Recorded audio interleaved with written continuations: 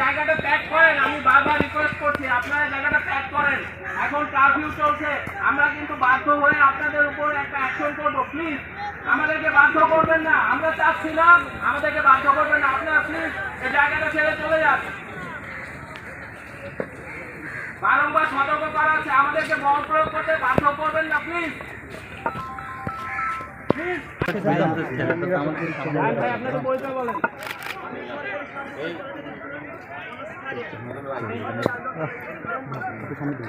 আপনাদের কি চাহিদা?